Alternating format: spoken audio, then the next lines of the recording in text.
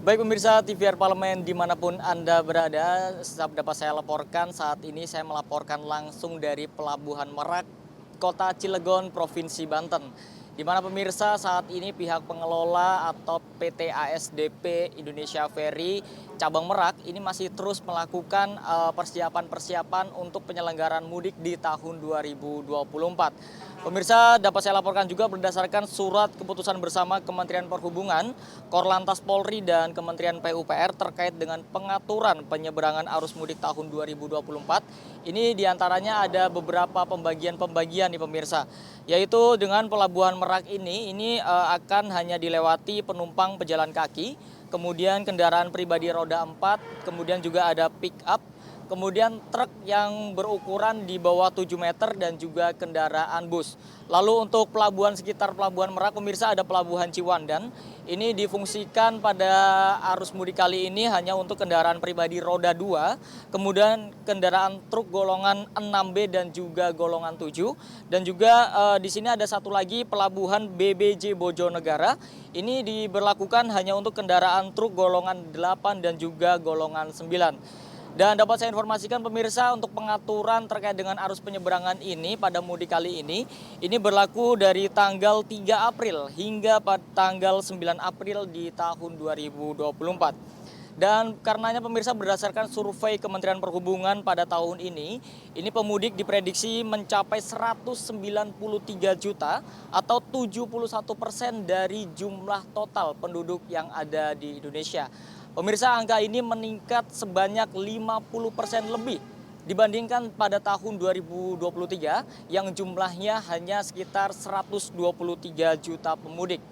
Dan berdasarkan informasi yang saya terima pemirsa untuk puncak arus mudik, berdasarkan data dari Kementerian Perhubungan ini diprediksi akan jatuh pada tanggal 6 hingga atau maksud kami 5 sampai 8 April 2024. Dan jika melihat pada hasil survei di sini pemirsa untuk transportasi kapal laut sendiri ini diprediksi berdasarkan Kementerian Perhubungan juga menyumbangkan 3 juta pemudik yang akan menggunakan moda transportasi laut. Dan pemirsa, ada pun daerah-daerah yang menjadi asal perjalanan pemudik terbanyak, yaitu yang pertama ada Jawa Timur, ini sebesar 16,2%, kemudian juga disusul dengan Jabodetabek, ini sebesar 14,7%, dan Jawa Tengah sebesar 13,5%. Sedangkan untuk daerah tujuan pemudik nih pemirsa terbanyak ini dipegang oleh Jawa Tengah, ini sebesar 31,8%, kemudian disusul dengan Jawa Timur sebesar 19,4% dan juga Jawa Barat sebesar 16,6%.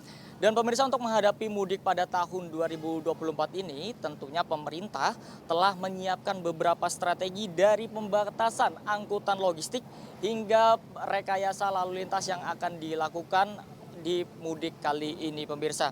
Di mana hal ini dilakukan selama 5 hingga 16 April pada tahun 2024 ini. Dan ini pembatasan logistik ini hanya berfokus kepada angkutan bersumbu 3, karena angkutan bersumbu 3 ini pemirsa dinilai ini akan menimbulkan kepadatan karena jalannya yang lambat di jalan-jalan yang dilintasi oleh para pemudik. Dan juga angkutan logistik yang mendapat pengecualian maksud kami ini adalah angkutan yang memuat angkutan sembako, kemudian juga angkutan yang memuat BBM dan juga penghantaran uang. Untuk rekayasa lalu lintas sendiri pemirsa, ini pemerintah sudah menyiapkan 3 skema. Di antaranya ada skema one way, kemudian ada kontraflow dan juga ganjil genap. Ini tentunya disesuaikan dengan kondisi lalu lintas pada hari itu pemirsa. Dan dapat saya laporkan juga bahwa 3 skema ini pernah diterapkan oleh pemerintah pada arus mudik di tahun 2023. Lalu bagaimana tanggapan atau dari DPR RI turut serta menyiapkan mudik kali ini? Ini beberapa komisi dari DPR RI juga telah melakukan kunjungan spesifik langsung untuk meninjau titik-titik lokasi yang menjadi pusat kepadatan para pemudik untuk mudik ke kampung halamannya. Di antaranya ada Komisi 6 dan juga Komisi 5 DPR RI. Dan juga diantaranya kedua komisi tersebut sudah melakukan kunjungan ke Jasara Harja, kemudian juga ke terminal-terminal, hingga ke bandara guna meninjau kesiapan infrastruktur maupun juga pelayanannya.